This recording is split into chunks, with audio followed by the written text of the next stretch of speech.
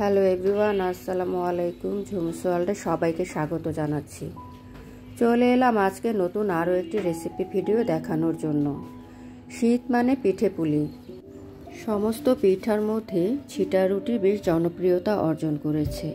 হাঁসের মাংসের সাথে ছিটা রুটি হলে তো কোনো কথাই নেই। আজ আপনাদের জন্য এই রুটি রেসিপিটি খুব সহজে কিভাবে বাসায় বানাতে হয় তাই দেখাবো। এই ছিটা রুটিটা হাত দিয়ে আর বোতল দিয়ে কত সহজে বানানো যায় চলুন দেখে নিই।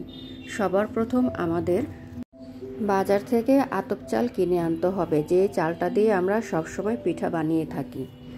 সেই চালটা বাজার থেকে এনে ভালো করে ধুয়ে তারপর একটা বোলের মধ্যে পানিতে 30 মিনিট ভিজিয়ে রাখতে হবে। 30 মিনিট ভিজিয়ে রাখার পর সেই চালটাকে একটা ব্লেন্ডারের জগের মধ্যে পরিমাণ মতো পানি দিয়ে ব্লেন্ড করে নিতে হবে।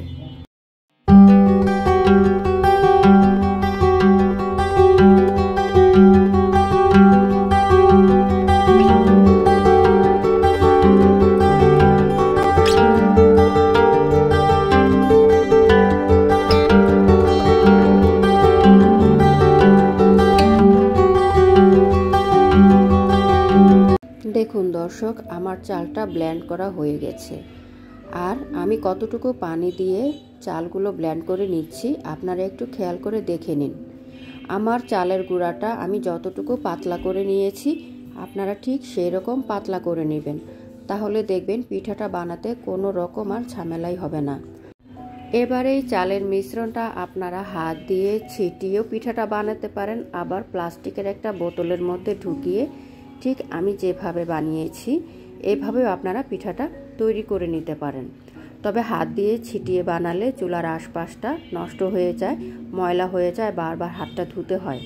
আর আপনারা যদি এরকম একটা প্লাস্টিকের বোতল কালেক্ট করে নিতে পারেন তাহলে আপনাদের জন্য সুবিধা হবে।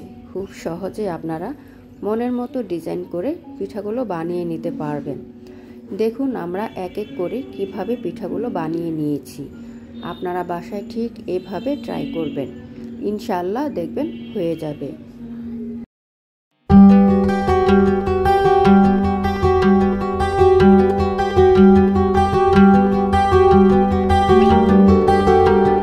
এই পিঠাগুলো যে কোনো মাংসের ঝোল দিয়ে অথবা হাঁসের মাংস দিয়ে খেতে অসাধারণ। আর বর্তমানে এই পিঠাটা খুবই জনপ্রিয়তা অর্জন করেছে, তাই বাসায় আপনারা সহজভাবে এই পিঠাটা বানিয়ে তৈরি করে খাবেন। সবাই ভালো থাকবেন। আল্লাহ হাফেজ।